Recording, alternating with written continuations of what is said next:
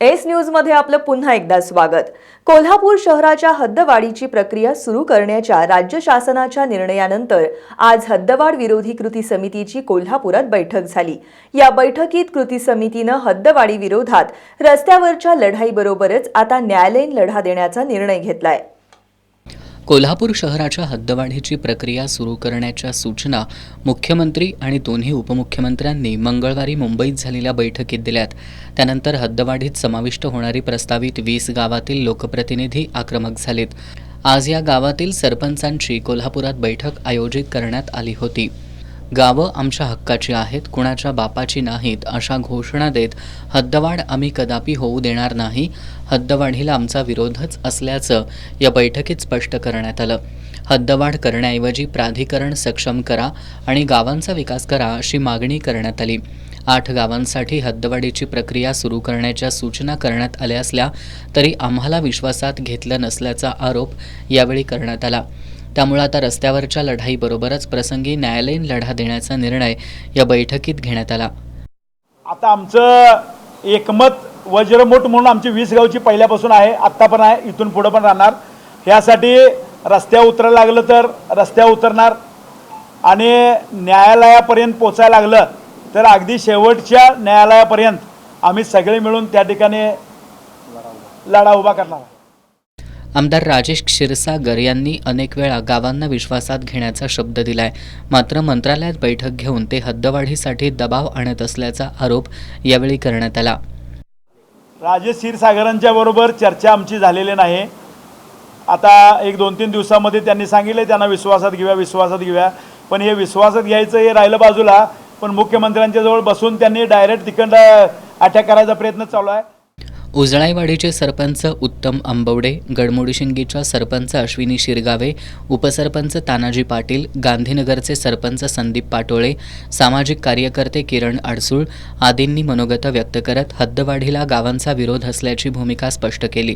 बैठकीला बालिंग्याच्या सरपंच राखी भवड, पाचगावच्या सरपंच प्रियांका पाटील, कळंब्याच्या सरपंच सुमन गुरव, नागदेवाडीच्या सरपंच अमृता पोवार, वळिवडेच्या सरपंच रुपाली कुसाळे, सरनोबतवाडीच्या सरपंच शुभांगी अडसूळ, नागावच्या सरपंच विमल शिंदे, मोरेवाडीचे सरपंच A.V. कांबळे, गोकुळ शिरगावचे सरपंच चंद्रकांत डावरे, कंदलगावचे सरपंच राहुल पाटील, पाडळीचे सरपंच तानाजी पालकर, आंबेवाडीचे सरपंच मारुती पाटील, पीरवाडीच्या सरपंच अनिता खोत यांच्यासह ग्रामपंचायत सदस्य, माजी सरपंच आणि ग्रामस्थ उपस्थित होते।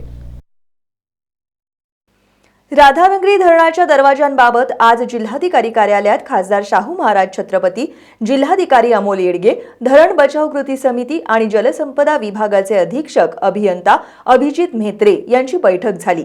या बैठकीत खासदार शाहू महाराज छत्रपतींनी राधानगरी धरणातील पाण्याचा विसर्ग योग्य प्रकारे व्हावा यासाठी बंद करण्यात आलेलं जुनं वीज निर्मिती केंद्र सुरू करण्याची सूचना दिली आहे।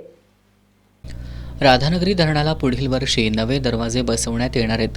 त्यानुसार हायड्रोलिक हॉईस तंत्रज्ञानावरील आधारित 3 आणि रेडियल गेट वक्राकार दरवाजे 3 अशा 6 दरवाजांचं डिझाईन तयार करण्यात आलंय। हे डिझाईन राज्य शासनाच्या तांत्रिक समितीकडे पाठवण्यात आलंय, मात्र राधानगरी धरण बचाव कृती समितीनं याला विरोध केलाय। याबाबत खासदार शाहू महाराज छत्रपती यांच्या समवेत या कृती समितीच्या सदस्यांनी जिल्हाधिकारी अमोल येडगे यांची भेट घेतली। यावेळी या धरणाच्या दरवाजाबाबत जिल्हाधिकाऱ्यांच्या दालनात बैठक संपन्न झाली। जलसंपदा विभागाचे अधीक्षक अभियंता अभिजित म्हेत्रे हे या बैठकीला उपस्थित होते। कोल्हापूर आणि सांगली जिल्ह्याला दरवर्षी महापुराचा धोका असतो। या दोन्ही जिल्ह्यातील महापुरावर नियंत्रण ठेवता यावं यासाठी राज्य शासन जागतिक बँकेच्या मदतीनं उपाययोजना करण्यासाठी महाराष्ट्र रेझिलियन्स डेव्हलपमेंट प्रोग्राम राबवत आहे। या प्रकल्पाअंतर्गत राधानगरी धरणाचे दरवाजे बदलण्यात येणार आहेत, मात्र राधानगरी धरणाला रेडियल दरवाजे बसवू नयेत असं मत आहे। राधानगरी धरणाचे सध्याचे दरवाजे स्वयंचलित आहेत आणि त्यांना कोणत्याही विद्युत किंवा यांत्रिक ऊर्जेची गरज नसते। रेडियल दरवाजे बसवल्यास धरणाच्या दरवाजांवर अतिरिक्त भार येईल आणि दुरुस्तीचा खर्च वाढेल। तसंच धरणाचं बांधकाम ज्या पद्धतीनं झालंय त्यामध्ये बदल करणं योग्य नाही असं मत यावेळी खासदार शाहू महाराज आणि राधानगरी धरण बचाव कृती समितीच्या सदस्यांनी व्यक्त केलं। जुन्या पॉवर हाऊससाठी धरणातील पाण्याचं ज्या पद्धतीनं सर विश्वेश्वरय्या यांनी नियोजन केलं होतं त्याच पद्धतीनं राधानगरी धरणातील पाणी जलविद्युत केंद्रासाठी वापरण्यात यावं, यासाठी बंद करण्यात आलेलं जुनं जलविद्युत केंद्र सुरू करा, अशी सूचना खासदार शाहू महाराज यांनी या बैठकीत केली. यावर बोलताना जिल्हाधिकारी अमोल येडगे आणि अधीक्षक अभियंता अभिजित म्हेत्रे यांनी बंद करण्यात आलेलं जुनं जलविद्युत केंद्र पुन्हा सुरू करण्यासाठी प्रयत्न करण्याबाबत आश्वासन दिलं. बैठकीला अखिल भारतीय मराठा महासंघाचे राष्ट्रीय उपाध्यक्ष वसंतराव मुळीक, शशिकांत पाटील, ऋतुराज इंगळे, राधानगरी धरण बचाव कृती समितीचे अध्यक्ष नंदकिशोर सूर्यवंशी, सुहास निंबाळकर, महेश तिरवडे, संजय तायशेटे, विजय पाटील आदी उपस्थित होते. कोल्हापुरातील सुर्वेनगर परिसरात राहणाऱ्या केराबाई महेकर आणि त्यांच्या कुटुंबियांनी एका कंपनीमध्ये 4 चाकी वाहनं भाडे तत्वावर लावतो अशी बतावणी करून शहर परिसरातील अनेक 4 चाकी वाहन मालकांसोबत करार केलेत. मात्र ती वाहनं त्यांनी स्वतःच्या आर्थिक फायद्यासाठी वापरून लोकांची फसवणूक केली आहे, असा आरोप वाहनधारकांनी केलाय. आज दुपारी फसवणूक झालेल्या लोकांनी एकत्र येत महेकर पती पत्नीला पकडून करवीर पोलिसांच्या ताब्यात दिलंय. मूळचे राधानगरी तालुक्यातील पालकरवाडीतील केराबाई महेकर आणि तिचं कुटुंबीय गेल्या काही वर्षांपासून कोल्हापुरातील सुर्वेनगर परिसरात राहते. केराबाई हिनं आपण पुणे मुंबईतील कंपनीला भाडेतत्वावर 4 चाकी वाहनं पुरवतो अशी बतावणी करून कोल्हापूर शहर परिसरातील 4 चाकी वाहनं असणाऱ्या लोकांशी संपर्क केला. यानंतर तिनं पती, मुलगा आणि सून यांच्या मदतीनं अनेक 4 चाकी वाहन मालकांशी करारपत्र करत वाहनं ताब्यात घेतली. मात्र वाहनांचं भाडं मिळत नसल्यानं वाहन मालकांनी तगादा लावल्यानंतर केराबाई आणि तिच्या कुटुंबियांनी लोकांना भेटण्यास टाळाटाळ केली. मोबाईल बंद करून त्यांनी गेल्या आठवड्याभरापासून पोबारा केला होता. दरम्यान आज दुपारी केराबाई महेकर आणि तिचा पती सुभाष महेकर हे दोघे सुर्वेनगर इथल्या त्यांच्या घरी आल्याची माहिती मिळताच फसवणूक झालेले नागरिक एकत्र आले. संतप्त नागरिकांनी त्यांच्याकडे वाहनांच्या भाड्यासंदर्भात विचारणा केली असता त्यांनी उडवाउडवीची उत्तरं दिली. याबाबतची माहिती करवीर पोलिसांना देण्यात आली. पोलिसांनी घटनास्थळी येऊन फसवणूक करणाऱ्या दोघांना चौकशीसाठी पोलीस ठाण्यात आणलं.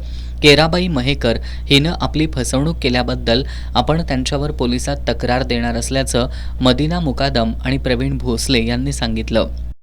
माझी गाडी ग्रँड विटारा केराबाई सुभाष महेकर यांच्याकडे मी भाडेतत्वावर दिली होती. त्याच्यासाठी मी ॲग्रीमेंटही केलेलं आहे. 2 चेक तिने सुनेच्या नावचं दिलेलं आहे. आणि आता 8 दिवस झालं फोन बंद करून बसले. तिघांचं फोन बंद आहेत. वारंवार आम्ही फोन करतोय तर फोन स्विच ऑफ लागायला लागलेत. आता घरी येऊन चौकशी केली तर 20-25 गाड्या त्यांनी ह्याच्या त्याला करून त्याच्यावर पैसे काढून अफरातफर केलेली आहे. आणि माझी गाडी बिदरीमध्ये एका अनोळखी माणसाला घाणवत ठेवलेली आहे. वनिता सुशांत महेकर, सुशांत सुभाष महेकर आणि त्यांच्या आईवडिलांनी आमच्या परिसरातील लोकांच्या त्यांनी गाडी भाडेतत्वावर घेऊन लोकांच्या गाड्या घेऊन त्यांनी आमच्या लोकांच्या गाड्या घेऊन लोकांनी पैशाच्या व्यवहारात त्यांनी गाड्या दिलेल्या आहेत. आणि ह्या गाड्या आमच्या लोकांच्या इतर लोकांच्या नागरिकांच्या फसवणूक करून त्यांना आम्ही करवीर डिव्हिजनला ताब्यात दिलेलं आहे. दरम्यान सायंकाळी उशिरापर्यंत या प्रकरणी करवीर पोलिसांकडून फसगत झालेल्या लोकांकडून माहिती घेण्याचं काम सुरू होतं. कोल्हापूर जिल्ह्यात गेल्या 2 दिवसांपासून पावसानं उसंत घेतली होती. मात्र जिल्ह्यात आज दुपारपासून पावसानं हजेरी लावली. शहरात अधूनमधून पावसाच्या हलक्या सरी कोसळल्या. कोल्हापूर जिल्ह्यात गेल्या 2 दिवसांपासून पावसानं थोडी उसंत घेतली होती. 2 दिवसांच्या विश्रांतीनंतर आज दुपारपासून जिल्ह्यात पावसानं हजेरी लावली होती. शहरात मात्र अधूनमधून पावसाच्या हलक्या सरी कोसळल्या. जोरदार पावसामुळे 2 दिवसांपूर्वी पंचगंगेच्या पाणी पातळीत वाढ झाली होती. मात्र पावसाचा जोर कमी झाल्यानं पंचगंगेची पाणी पातळी कमी होऊ लागली आहे. बुधवारी सायंकाळी 6 वाजता पंचगंगेची पाणी पातळी 25 फूट 3 इंचांवर होती. आज गुरुवारी सायंकाळी 6 वाजता यात घट होऊन ती 24 फूट 10 इंचांवर होती. गेल्या 24 तासात पंचगंगेची पाणी पातळी 5 फुटांनी कमी झाली आहे. पावसाचा जोर काहीसा ओसरला असला तरी जिल्ह्यातील एकूण 17 बंधारे अद्यापही पाण्याखाली आहेत. एसटीच्या कोल्हापूर विभागीय कार्यालयातील अधिकाऱ्यांनी एसटीच्या कागल आगारातील महिला वाहक आणि चालक काकासाहेब कुर्ले यांच्यावर अन्यायकारकरित्या निलंबनाची कारवाई केली आहे, असा आरोप एसटी कष्टकरी जनसंघानं केलाय. या निलंबनाच्या कारवाईच्या निषेधार्थ जनसंघाच्या वतीनं एसटीच्या कोल्हापूर विभागीय कार्यालयासमोर निदर्शनं करण्यात आली. एस टीच्या कागल आगाराकडे असलेल्या महिला वाहक आणि चालक म्हणून काकासाहेब कुर्ले हे 2 जून रोजी कागल इचलकरंजी मार्गावर सेवा बजावत होते. यावेळी इचलकरंजी इथं एस टीच्या मार्ग तपासणी पथकातील अधिकारी श्रीकांत जानकर, अरविंद पारळे आणि त्यांचा चालक बी जाधव यांनी महिला वाहकाशी असभ्य वर्तन केलं. या प्रकारानंतर मदतीसाठी आलेल्या चालक काकासाहेब कुर्ले यांच्याशीही त्यांनी वाद घातला. यानंतर वाहक आणि चालकांनी एस टी प्रशासन तसंच इचलकरंजीतील शिवाजीनगर पोलिसात तक्रार दाखल केली होती. मात्र एस टी प्रशासनानं याची दखल न घेता याउलट तपासणी पथकातील अधिकाऱ्यांच्या सांगण्यावरून महिला वाहक आणि चालक काकासाहेब कुर्ले यांच्यावर निलंबनाची कारवाई केली आहे. याच्या निषेधार्थ आज एस टी कष्टकरी जनसंघानं कोल्हापूर एस टी विभागीय कार्यालयाच्या आवारात एस टी प्रशासनाच्या विरोधात निदर्शनं केली. यावेळी आंदोलकांनी एस टी प्रशासनाविरोधात जोरदार घोषणाबाजी केली. यावेळी बोलताना जनसंघाचे महाराष्ट्र राज्य उपाध्यक्ष कृष्णा कोरे यांनी विनाकारण एस टी कर्मचाऱ्यांवर कारवाई करणाऱ्या अधिकाऱ्यांवर कारवाई होईपर्यंत आंदोलन सुरूच ठेवणार असल्याचा इशारा दिला. आज जे आमच्या सौ गीताताई काळे मॅडम यांना गेल्या 15 दिवसापासून कायद्याची पायमल्ली करून संविधानिक बाब बाजूला ठेवून कायदा बाजूला ठेवून ज्या पद्धतीनं कारवाई केली आणि ती कारवाई सस्पेंड या पद्धतीची केली.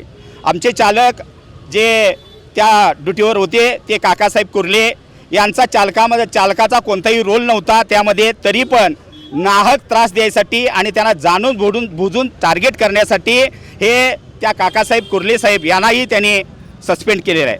आमचा आजचा लढा जो आहे तो यासाठीच आहे की संविधानिक पायमल्ली करणाऱ्या अधिकाऱ्यावर कारवाई झाली पाहिजे आणि जोपर्यंत कारवाई होत नाही तोपर्यंत आमचा हा लढा असाच चालू राहणार आहे.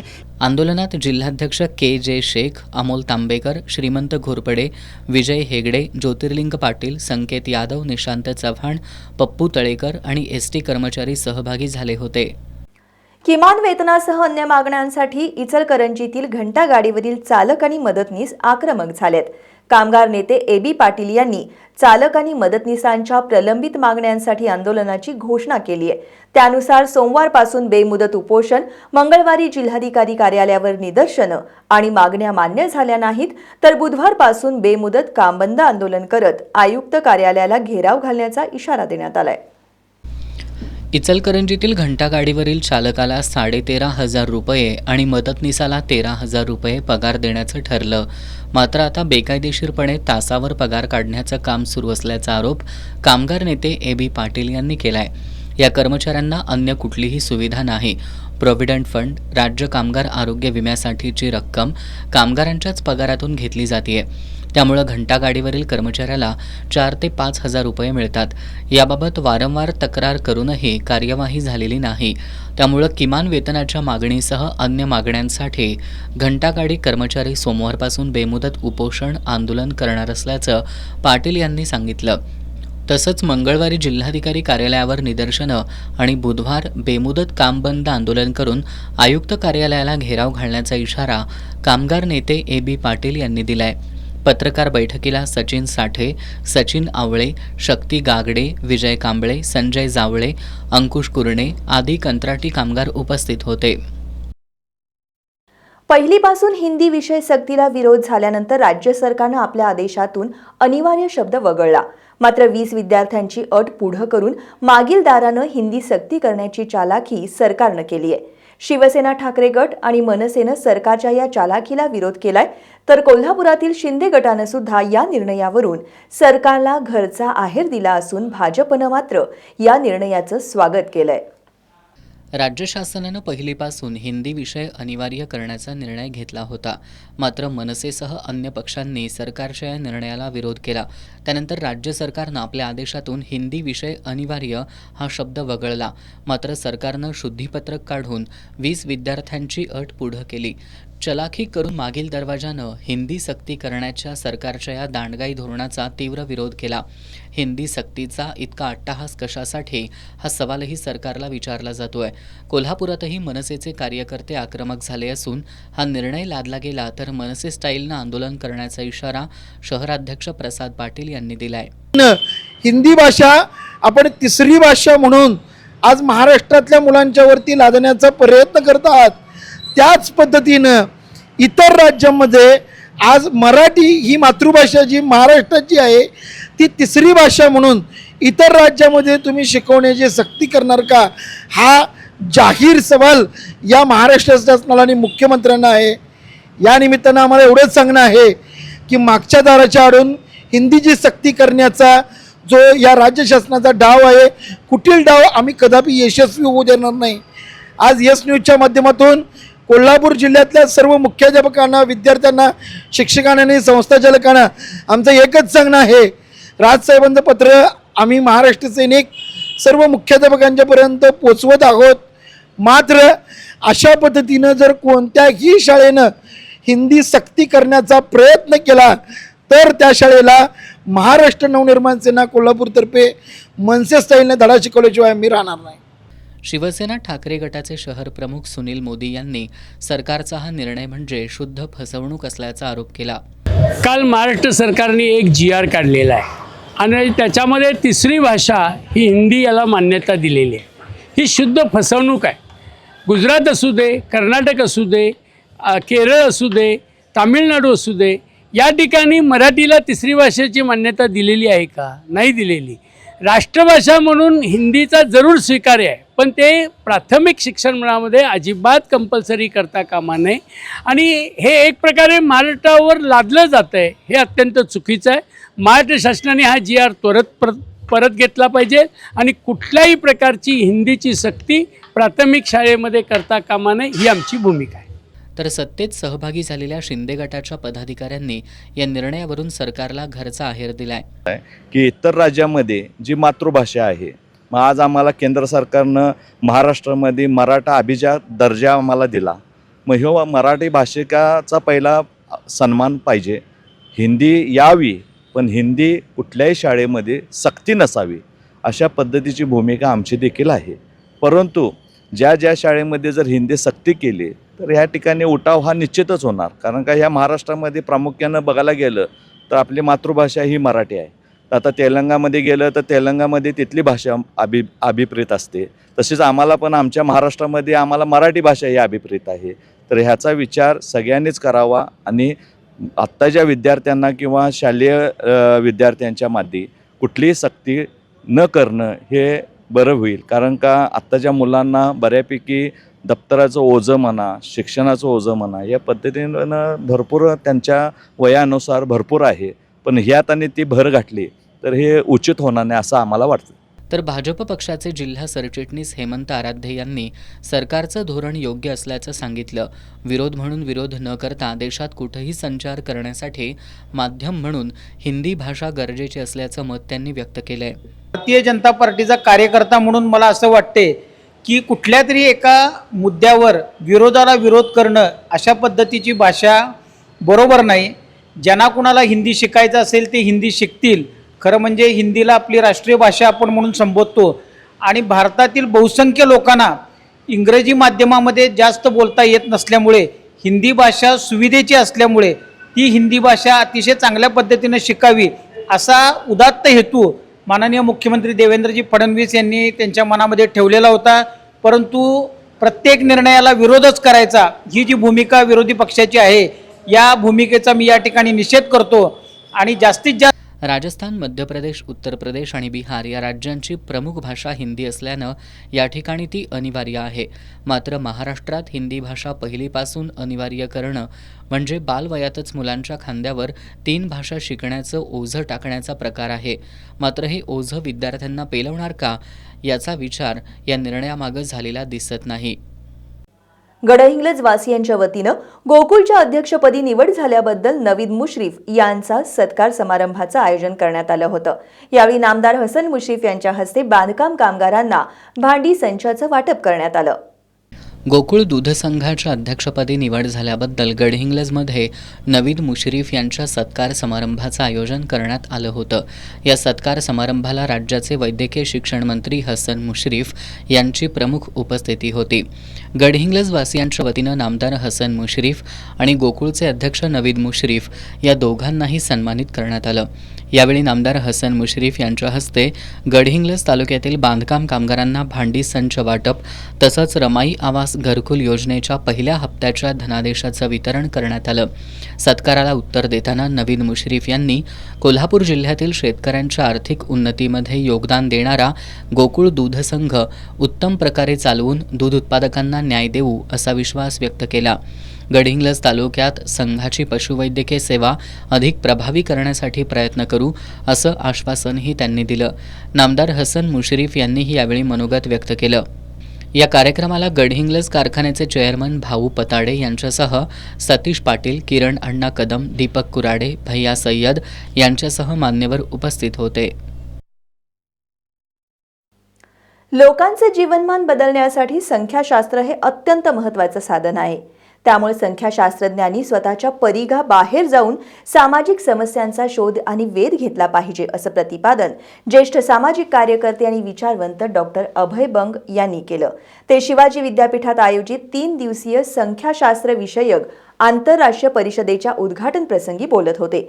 या परिषदेला देश विदेशातील 150 संख्याशास्त्रज्ञ उपस्थित होते. शिवाजी विद्यापीठाच्या राजर्षी शाहू सभागृहात आजपासून advances in statistical methods, data science and official statistics या विषयावरील 3 दिवसीय संख्याशास्त्र आंतरराष्ट्रीय परिषदेला सुरुवात झाली. अमेरिकेतील मिसिसिपी स्टेट युनिव्हर्सिटीचे प्राध्यापक डॉक्टर प्रकाश पाटील यांच्या हस्ते या परिषदेचं उद्घाटन झालं. यावेळी शिवाजी विद्यापीठाचे कुलगुरू डॉक्टर दिगंबर शिर्के उपस्थित होते. या प्रसंगी मान्यवरांच्या हस्ते परिषदेच्या स्मरणिकेचं प्रकाशन करण्यात आलं. ज्येष्ठ सामाजिक कार्यकर्ते आणि विचारवंत डॉक्टर अभय बंग यांनी लोकांसमवेत संशोधन या विषयावर बीजभाषण केलं. यावेळी त्यांनी व्यापक सामाजिक कल्याणाच्या दृष्टीनं संख्याशास्त्राचा वापर केला जाणं गरजेचं आहे असं मत व्यक्त केलं. संशोधकांनी सुविधांनी सुसज्ज ठिकाणी जाण्याऐवजी जिथं समस्या आहे अशा ठिकाणी जाण्याला प्राधान्य देण्याची गरज असल्याचं त्यांनी सांगितलं. लोकांचं जीवनमान बदलण्यासाठी संख्याशास्त्र हे अत्यंत महत्त्वाचं साधन आहे. त्यामुळं संख्याशास्त्रज्ञांनी स्वतःच्या परिघाबाहेर जाऊन सामाजिक समस्यांचा शोध आणि वेध घेतला पाहिजे असंही डॉक्टर बंग यांनी सांगितलं. या प्रसंगी ज्येष्ठ संख्याशास्त्रज्ञ डॉक्टर प्रकाश पाटील, डॉक्टर अनिल गोरे आणि कुलगुरू यांनी मनोगत व्यक्त केली. यावेळी संख्याशास्त्र अधिविभागाचे प्रमुख तथा परिषद समन्वयक डॉक्टर शशीभूषण महाडिक, डॉक्टर सोमनाथ पवार यांच्यासह संख्याशास्त्र अधिविभागाचे प्राध्यापक, विद्यार्थी उपस्थित होते. कोल्हापूर शहरातील वाहतूक समस्येसंदर्भात आज जिल्हाधिकारी कार्यालयात बैठक झाली. या बैठकीत जिल्हाधिकारी अमोल येडगे यांनी वाढत्या समस्यांवर नियंत्रण मिळवण्यासाठी अतिक्रमण हटवण्यासह नवीन वाहनतळांची सोय करणं, zebra crossing road, marking, traffic warden नियुक्ती, दिशादर्शक फलक लावणं यासारख्या उपाययोजना करण्याच्या सूचना दिल्यात. कोल्हापूर शहरात होणाऱ्या वाहतूक कोंडीच्या अनुषंगानं आज जिल्हाधिकारी कार्यालयात जिल्हाधिकारी अमोल येडगे यांच्या अध्यक्षतेखाली बैठक आयोजित करण्यात आली होती.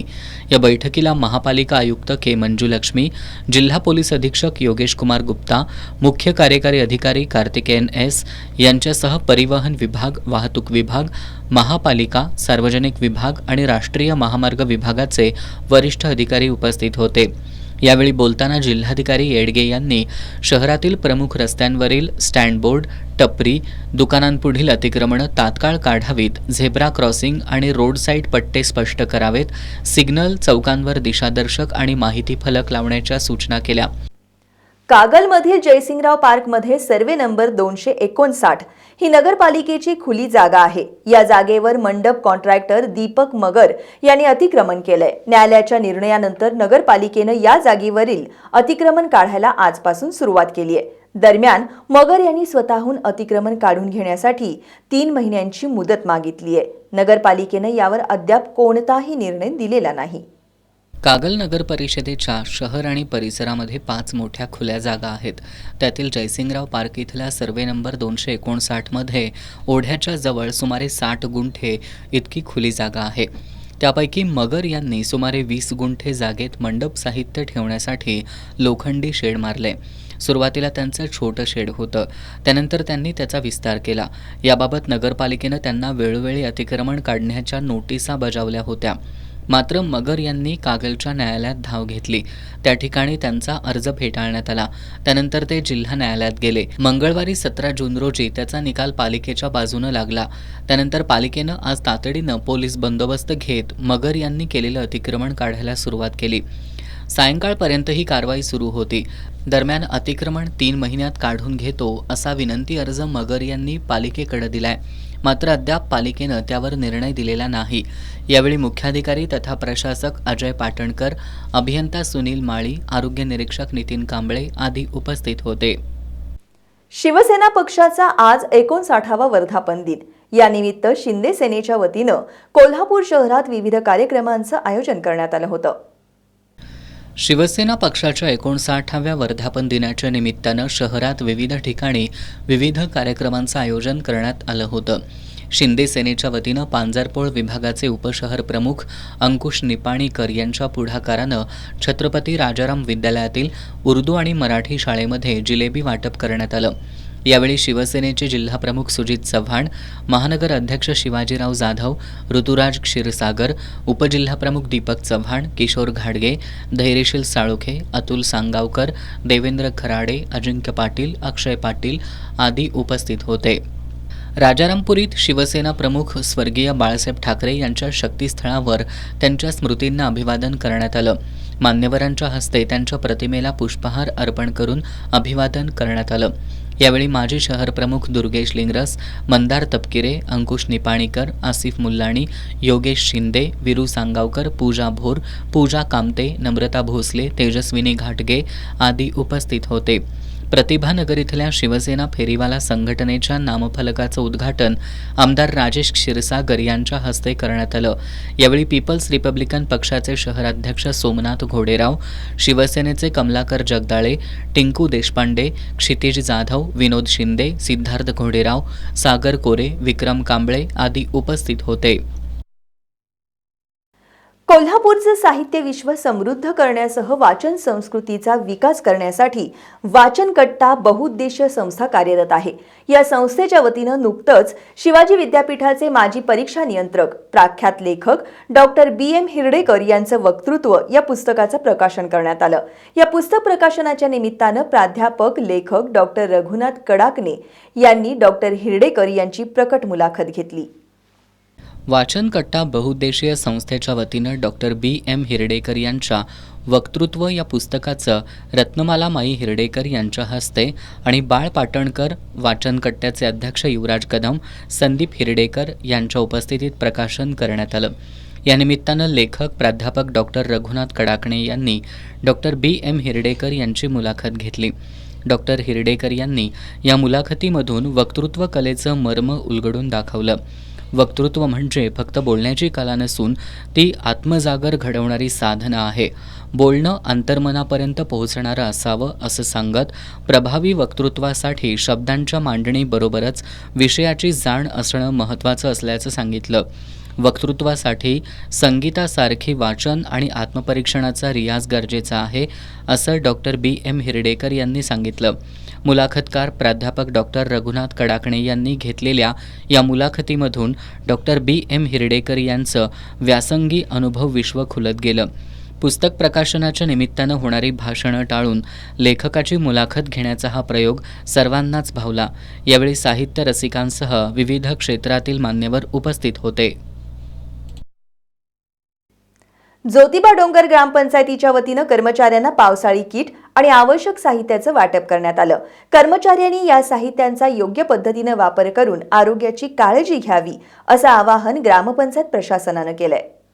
वाडी रत्नागिरी इथं ज्योतिबा देवाच्या दर्शनासाठी भाविक मोठ्या संख्येनं येत असतात. या भाविकांना सेवा सुविधा देताना ग्रामपंचायत कर्मचाऱ्यांवर कामाचा ताण येतो. सध्या पावसाळा सुरू झालाय, त्यामुळे ग्रामपंचायतीमधील कार्यालयीन कर्मचाऱ्यांसह सर्व कर्मचाऱ्यांच्या सुरक्षेसाठी प्रशासनाच्या वतीनं त्यांना गणवेश, रेनकोट, बूट, छत्री, पावसाळी किट, बॅटरी आदी साहित्याचं वाटप करण्यात आलं. या साहित्याचा योग्य वापर करून कर्मचाऱ्यांनी आरोग्याची काळजी घ्यावी असं आवाहन ग्रामविकास अधिकारी विठ्ठल भोगन यांनी केलं. यावेळी लिपिक धनाजी शिंगे, राहुल आमने, ग्रामपंचायत कर्मचारी उपस्थित होते. ब्रेकनंतर सविस्तर बातमीपत्रामध्ये आपलं पुन्हा एकदा स्वागत. गांधीनगरमधील व्यापारी कैलास गोरड यांची सुमारे 2 कोटी रुपयांची रोकड चोरणाऱ्या संशयितांना कोल्हापूर LCBच्या पथकानं 4 दिवसांमध्ये गजाआड केले. या कामगिरीबद्दल जिल्हा पोलीस अधीक्षक योगेश कुमार गुप्ता यांनी या पथकाला 1 लाख रुपयांचं बक्षीस दिलंय. गांधीनगरमधील व्यापारी कैलास गोरड यांची सुमारे 2 कोटी रुपयांची रोकड शुक्रवारी मध्यरात्री 13 जून रोजी पार्किंग केलेल्या टेम्पोच्या डिक्कीतून चोरीला गेली होती. या प्रकरणी गोरड यांच्या फिर्यादीवरून गांधीनगर पोलिसात गुन्हा दाखल करण्यात आला होता.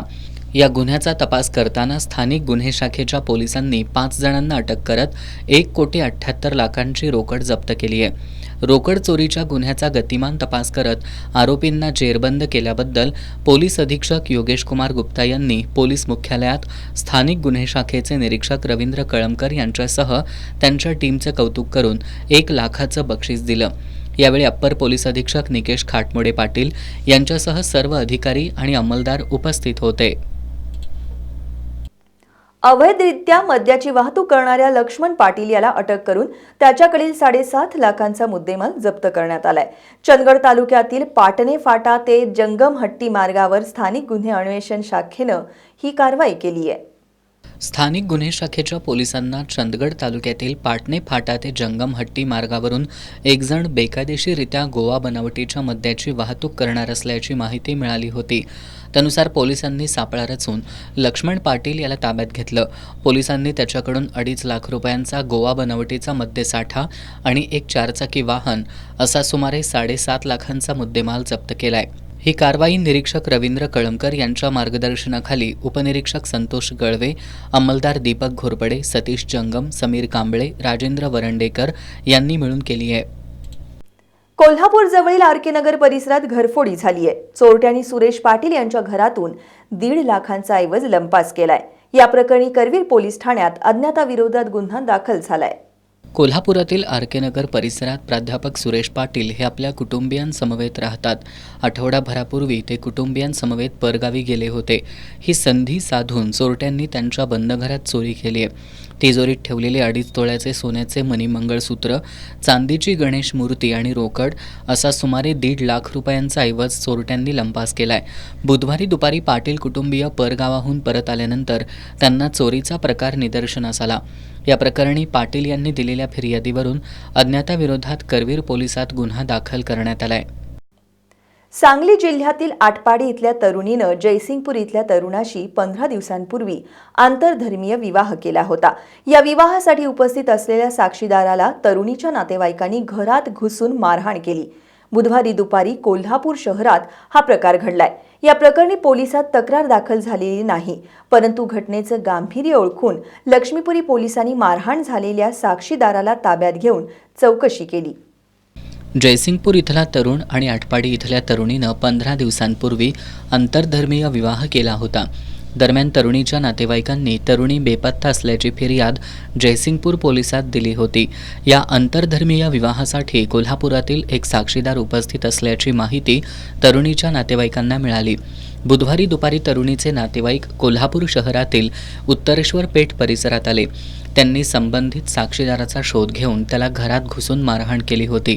याबाबतची माहिती मिळताच लक्ष्मीपुरी पोलिसांनी तात्काळ घटनास्थळी धाव घेत मारहाण केलेल्या तरुणाची सुटका केली. त्यानंतर त्याला चौकशीसाठी लक्ष्मीपुरी पोलिसात आणलं. मात्र मारहाण झालेल्या तरुणानं गैरसमजुतीतून हा प्रकार घडलाय, आपली कुणाबद्दल तक्रार नाही असं पोलिसांना सांगितलं. त्यामुळं कोणताही गुन्हा दाखल न करता त्या तरुणाला सोडल्याचं पोलीस निरीक्षक श्रीराम कन्हेरकर यांनी सांगितलं. कोल्हापूर पोलीस दलाच्या सायबर शाखेनं महिनाभरात तपास करून 18 लाख रुपये किमतीचे गहाळ झालेले 150 मोबाईल संच शोधलेत. आज पोलीस अधीक्षक योगेश कुमार गुप्ता यांच्या हस्ते हे मोबाईल संच मूळ मालकांना देण्यात आले. कोल्हापूर जिल्ह्यातील नागरिकांचे मोबाईल संच गहाळ झाल्याच्या तक्रारी विविध पोलीस ठाण्यात दाखल झाल्या होत्या. या तक्रारींच्या अनुषंगानं सायबर शाखेच्या पोलिसांकडून गहाळ मोबाईलचा शोध तांत्रिकरित्या सुरू होता. सायबर शाखेचे निरीक्षक सतीश होडगर यांच्या मार्गदर्शनाखाली उपनिरीक्षक अतिश मेहत्रे, सहाय्यक फौजदार राजेंद्र ताटे, मीनाक्षी पाटील, रवींद्र पाटील, सागर माळवे, अमर अडसुळे, संगीता खोत, अजय सावंत, सचिन बेंडखळे, सुरेश पाटील, यांची पथकं गहाळ मोबाईल संचांचा शोध घेत होती. महिनाभरात सायबर शाखेनं सुमारे 18 लाख रुपये किमतीचे 150 मोबाईल संच शोधून काढलेत. आज पोलीस अधीक्षक योगेश कुमार गुप्ता यांच्या हस्ते हे मोबाईल मूळ मालकांना परत देण्यात आले. मोबाईल संच परत मिळाल्याबद्दल मोबाईल मालकांनी सायबर शाखेच्या पोलिसांचे आभार मानलेत. यावेळी अधीक्षक योगेश कुमार गुप्ता यांनी नागरिकांनी मौल्यवान दागिने आणि मोबाईल संच बाळगताना योग्य ती काळजी घ्यावी असं आवाहन केलं. याप्रसंगी सायबर शाखेचे निरीक्षक सतीश होडगर यांच्यासह सायबर शाखेचे अधिकारी आणि कर्मचारी उपस्थित होते. इचलकरंजीतील श्रद्धा अकॅडमीमध्ये 12वीत शिकणाऱ्या यश यादव या विद्यार्थ्यानं गळफास घेऊन आत्महत्या केली आहे. आज पलूस या मूळ गावी त्याच्या पार्थिवावर अंत्यसंस्कार करण्यात आले. यावेळी त्याच्या कुटुंबियांनी फोडलेला हंबरडा हृदय पिळवटून टाकणारा होता. इचलकरंजीच्या श्रद्धा अकॅडमीमध्ये 12वीमध्ये शिकणाऱ्या यश यादव यानं गळफास घेऊन आत्महत्या केली होती. मात्र त्याच्या मृत्यूबाबत पालकांनी शंका व्यक्त केली होती. या घटनेनंतर संतप्त जमावाकडून अकॅडमीची तोडफोड करण्यात आली होती. दरम्यान सांगली जिल्ह्यातील पलूस या मूळ गावी यश यादववर अंत्यसंस्कार करण्यात आले. यावेळी कुटुंबियांनी केलेला आक्रोश हृदय पिळवटून टाकणारा होता. कोल्हापूर शहरातील पंचगंगा नदी घाटावरील भूतबाधा काढणाऱ्या तांत्रिकाचा व्हायरल व्हिडिओ ताजा असतानाच आता शिरोळ तालुक्यातील उदगावमधला भानामतीचा प्रकार उघडकीला आलाय. इथल्या स्मशानभूमीमध्ये भर दिवसा स्त्री पुरुषांकडून नग्नावस्थेत पूजा करण्यासह विचित्र प्रकार चालत असल्याचं सीसीटीव्ही फुटेजवरून स्पष्ट झालंय. कोल्हापूर शहरातील पंचगंगा नदी घाटावर मांत्रिकाकडून भूतबाधा काढण्यासाठी मांडलेल्या पूजेचा व्हिडिओ व्हायरल होऊन 15 दिवसांचा कालावधी उलटलेला नाही. तोच आता उदगावमधल्या स्मशानभूमीत भर दिवसा अघोरी प्रकार चालत असल्याचं उघडकीला आलंय. इथल्या स्मशानभूमीत एका वृद्ध व्यक्तीच्या रक्षा विसर्जनासाठी आलेल्या नातेवाईकांना स्मशानभूमीमध्ये बाहुली, नारळ, नावांच्या चिठ्ठ्यांसह अघोरी पूजा मांडण्यात आल्याचं आढळून आलं. त्यानंतर ग्रामपंचायतीकडे स्मशानभूमी परिसरातील सीसीटीव्हीमधील चित्रीकरणाची मागणी करण्यात आली. ग्रामपंचायत प्रशासनानं चित्रीकरणाची तपासणी केल्यानंतर धक्कादायक प्रकार उघडकीला आलाय. अमावस्या, पौर्णिमेसह शनिवार, बुधवार या दिवशी इथं भर दिवसा स्त्री पुरुष नग्नावस्थेत पूजा करत असल्याचं आढळून आलंय. स्मशानभूमीत चालणारे अघोरी प्रकार रोखण्यासाठी आता स्मशानभूमीत सुरक्षा रक्षक नेमण्याची मागणी पुढे येऊ लागली आहे. या पार्श्वभूमीवर सरपंच सलीम पेंढारी यांनी स्मशानभूमीमध्ये चालणारे विचित्र प्रकार रोखण्यासंदर्भात जयसिंगपूर पोलिसांशी चर्चा झाली असून ग्रामपंचायतीकडून आवश्यक त्या उपाययोजना केल्या जातील अशी माहिती दिली आहे. उदगाव वेकुरधाम स्मशानभूमीमध्ये गेले 2 महिन्यापासून अघोरी प्रकार सुरू आहेत. महिला पुरुष नग्न होऊन करणी भानामतीसारखे प्रकार करीत आहेत. जवळजवळ 5 ते 6 गावातील व जयसिंगपूर शहरातील मृत व्यक्तींच्यावर उदगाव वैकुंठ स्मशान आणि ह्या भानामतीसारख्या प्रकारामुळे सर्वत्र भीतीचे वातावरण निर्माण झालेले आहे. आणि हा झालेले सर्व प्रकार ग्रामपंचायत मार्फत बसवण्यात आलेल्या CCTV कॅमेऱ्यामध्ये कैद झालेला आहे. आणि ही सर्व माहिती जयसिंगपूर पोलीस स्टेशनला देखील देण्यात आलेली आहे. अशा लोकांच्यावर कारवाई होणे गरजेचे आहे. या प्रकारामुळे मात्र जयसिंगपूर परिसरात व उदगाव परिसरात खळबळ उडाली आहे. तसेच नागरिकांच्या मध्ये भीतीचे वातावरण निर्माण होऊ नये यासाठी अंधश्रद्धा निर्मूलन समितीच्या पदाधिकारी बोलवून गावात जनजागृतीही देखील लवकरात लवकर करणार आहे. कोल्हापूर जिल्ह्याच्या ग्रामीण भागापाठोपाठ कोल्हापूर शहर आणि आता जयसिंगपूर शहराजवळच्या उदगाव स्मशानभूमीमध्ये अंधश्रद्धेला खतपाणी घालणारे प्रकार घडत असल्याचं उघडकीला आल्यामुळं चिंता व्यक्त होतीये. एकीकडे विज्ञानाच्या जोरावर समाजाची भौतिक प्रगती झपाट्यानं होत असताना अशा अंधश्रद्धाळू प्रकारांमुळं वैचारिक प्रगती खुंटते की काय अशी भीती निर्माण झाली आहे. कोल्हापूर जिल्ह्यातील समाज जीवनाभोवती घट्ट होत असलेला अंधश्रद्धेचा विळखा अधिक घट्ट होऊ नये यासाठी विविध पातळ्यांवरून प्रबोधन करण्यासह प्रशासनानं असे प्रकार करणाऱ्यांना शोधून कायद्याचा जरब बसवण्याची गरज आहे. ज्ञानेश्वर महाराज पालखी सोहळ्यासाठी निगवे खालसा आणि वडक शिवाले इथल्या वारकऱ्यांची दिंडी रविवारी आळंदीला मार्गस्थ झाली. 100हून अधिक वारकरी या दिंडीत सहभागी झालेत. आज भक्तिमय वातावरणात ही दिंडी आळंदीला पोहोचली. निगवे खालसा आणि वडक शिवाले ही वारकरी परंपरा असणारी गावं आहेत. महाविकास आघाडी कोल्हापूर महानगरपालिकेची निवडणूक एकत्र लढवणार आहे असं शिवसेना ठाकरे गटाचे शहर प्रमुख सुनील मोदी यांनी सांगितलंय. पक्षाच्या वर्धापन दिनाचं औचित्य साधून महापालिका निवडणूक कार्यालयाचं आज उद्घाटन करण्यात आलं. त्यावेळी ते बोलत होते. शिवसेनेच्या 59व्या वर्धापन दिनानिमित्त कोल्हापुरात आज विविध कार्यक्रमांचं आयोजन करण्यात आलं होतं. आगामी महानगरपालिका निवडणुकीच्या पार्श्वभूमीवर शिवसेना उद्धव बाळासाहेब ठाकरे पक्षाच्या वतीनं कोल्हापुरातील नागाळा पार्क परिसरात नवीन कार्यालय सुरू करण्यात आलंय. या कार्यालयाचं उद्घाटन शहर प्रमुख सुनील मोदी यांच्या हस्ते झालं. यावेळी छत्रपती शिवाजी महाराज, स्वर्गीय बाळासाहेब ठाकरे, मीनाताई ठाकरे यांच्या प्रतिमेचं पूजन मान्यवरांच्या हस्ते करण्यात आलं. यावेळी बोलताना मोदी यांनी कोल्हापूर महानगरपालिकेची निवडणूक महाविकास आघाडी म्हणून एकत्र लढणार असल्याचं सांगितलं. महानगरपालिकेवर महाविकास आघाडीची सत्ता आणू असा ठाम विश्वास पदाधिकाऱ्यांनी व्यक्त केला. याप्रसंगी माजी आमदार सुरेश साळोखे, रवी चौगुले, अवधूत साळोखे, हर्षल सुर्वे, विशाल देवकुळे, मंजित माने, राजू यादव, पोपट दांगट, विराज पाटील आदी उपस्थित होते.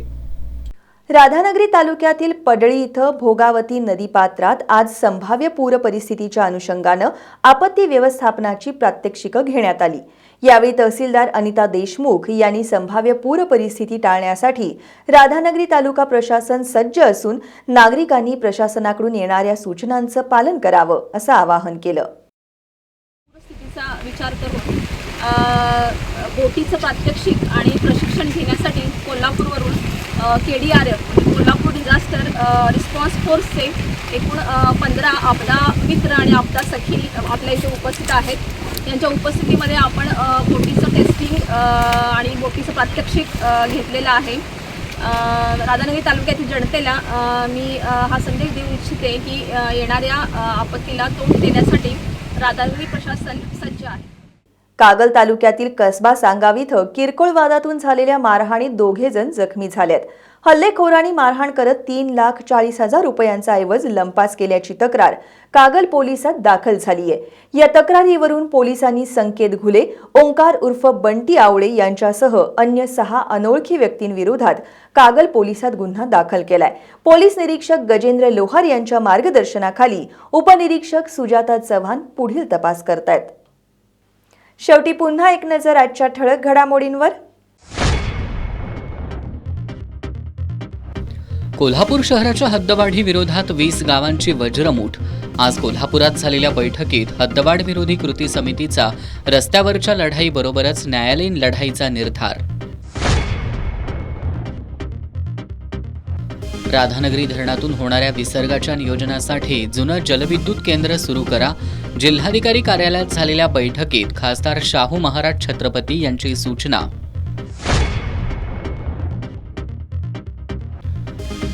शिरोळ तालुक्यातील उदगावच्या स्मशानभूमीत अघोरी प्रकार. भर दिवसा नग्न अवस्थेत पूजा केली जात असल्याचं CCTV कॅमेऱ्यातील चित्रीकरणावरून स्पष्ट.